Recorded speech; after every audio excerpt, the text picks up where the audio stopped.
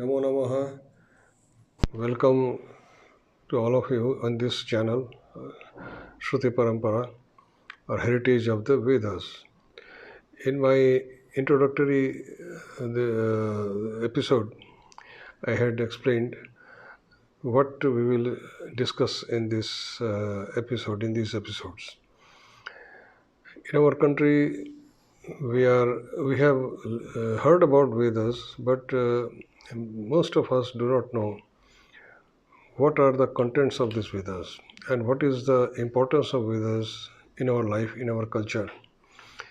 The culture which has continued till day, and we are connected to that culture for thousands of years. This is a living culture. In other countries, in Western countries and other countries, there many civilizations came and they disappeared. But this is one civilization, Vedic civilization, which exists till date as it was thousands years ago. There is not much change in that. Though we have many changes have appeared in our lifestyle, living style, in our because of these developments, but the core things, core these beliefs, they continue as such as the position of parents in a family, a position of guru. These are the things which we are taught from our childhood.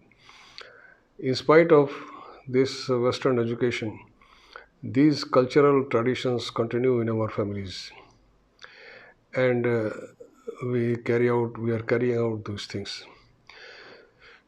So, what was in these Vedas? As I said, Vedas first we this uh, as I had told in my first episode, that Vedas are not something which has been an intellectual exercise. It is not a philosophy. This is called darshan. Rishis are known as mantra drashta. They have visualized those ideas, those thoughts which are expressed in Vedas. So, in fact, this is the language of Vedas is what has been heard by the rishis, and only they could hear it because they were the persons who were destined to hear that voice and then impart it to their disciples. And through this Guru Shishya Parampara, these Vedas have reached to us till date. That was the system. And those rishis, they were the adhar, I mean the receptacle.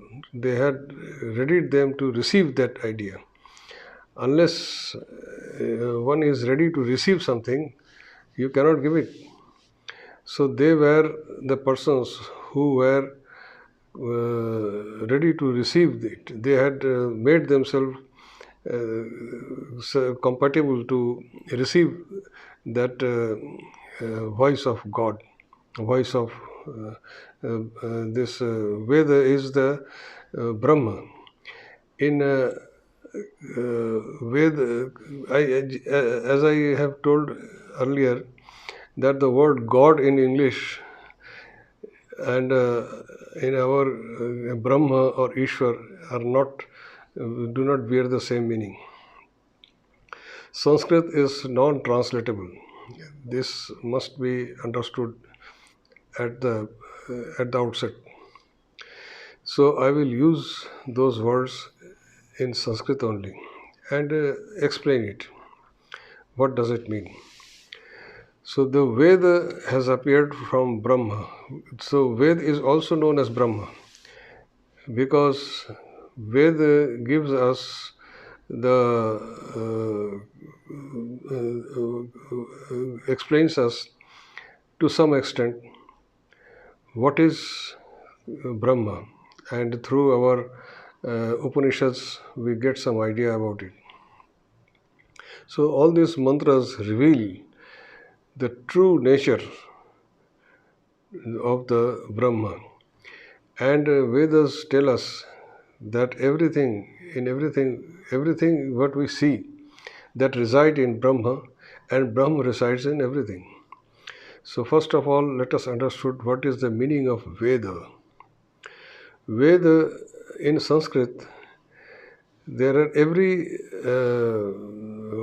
are words denoting activities. They are called dhatu. That is the basic word. In English, people they have translated it as root word. Root word means dhatu. Dhatu is the name of those basic word from which all these words expressing action generate. As we say pat, then from that patati etc. these words come out. Pat is the basic word. Similarly, vid is the basic word. Vid is the basic dhatu from which this word Veda has come. Vid has three meanings. One is vid jnane, means knowledge, and second is vid is satta, that means existence. That is vid jnane, that veti, like this formations take place, and with sattayam, the vidyate, like this they happen. The satta means existence, and one meaning is existence, another meaning is knowledge, and third meaning is to achieve labh. So that means to get or to realize. So there is the Veda, all these three meanings combined into one, the word Veda. That means knowledge, secondly existence, third is which is to be realized. So this is the meaning of entire word Veda. So we will see what does this contain, what is meant by knowledge. With jnane. In our present day education system, knowledge means book knowledge. If you read books, then you are getting knowledge. That is our understanding. But in ancient times, jnana is not meant by that.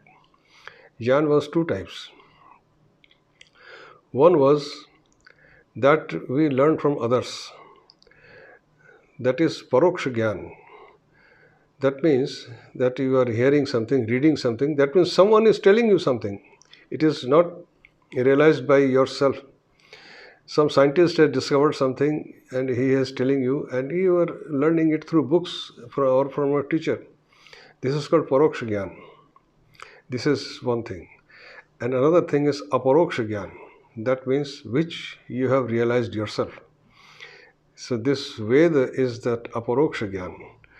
That means it has been realized by the rishis. It has not been told by someone else or thought out by the intellectual thinking. It was directly listened by them from the Brahma. That is which they have made themselves, as I told you, they have made themselves such capable to receive. You can see that nowadays we use mobiles and all this phone. They are capable to receive the signal. So they have to make their heart, their antakaran, their internal organs, such that they could receive those instructions, those shruti. That's why it is called shruti, because they could hear it and listen it and see it. So that is why they are called mantra drashta, and that is the Veda. They have realized it. It is their own realization. It is not given by someone else, some scientist or some other fellows. That is aparokshyan. That is one meaning of Veda. And secondly, sattayam. That means existence. That means that knowledge which they gained through this Shruti, gained through this their realization.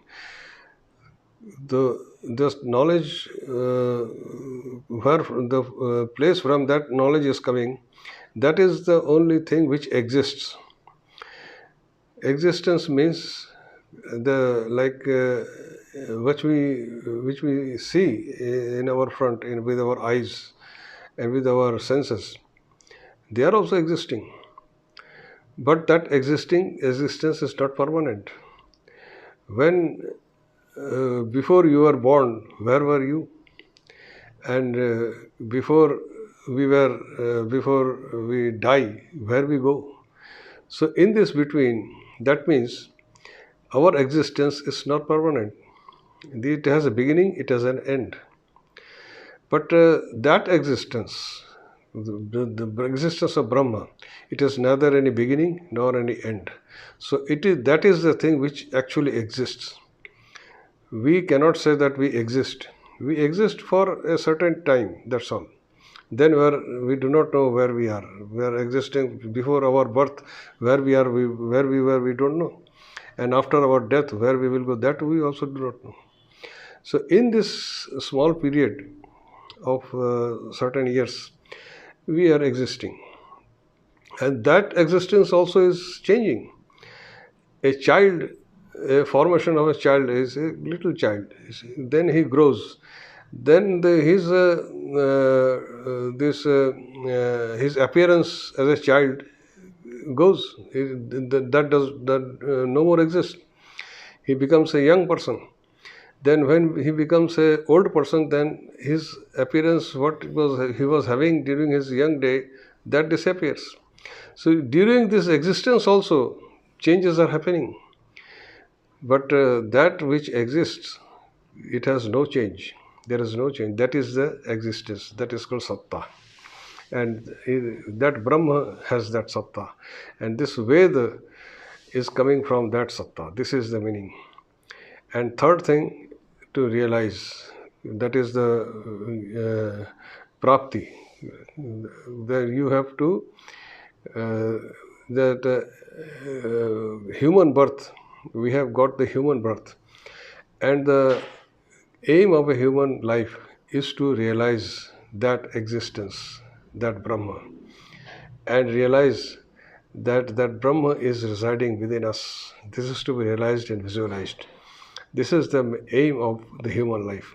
Because the animals and birds and other species, this choice do not exist. They are controlled by nature only. They cannot think.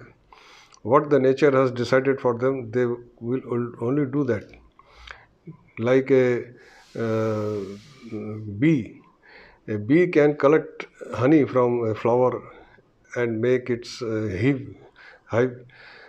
That is the design. That is the knowledge given to him, given to that bee by the nature. And it cannot go beyond that. It cannot do anything else other than this. So they have been given that much power and that much knowledge which they have to perform, that's all. But only human being has different capacities. They have this, human being has been given by this nature, the Prakriti, that you can decide for yourself how to do it and the way and means to achieve it. It is for the human being to achieve this goal.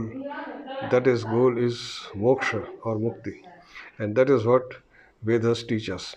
And we will gradually go into it and see how these Vedas give us these teachings and what are those, how these have been come to us through the ages, and what our great sages have said about this.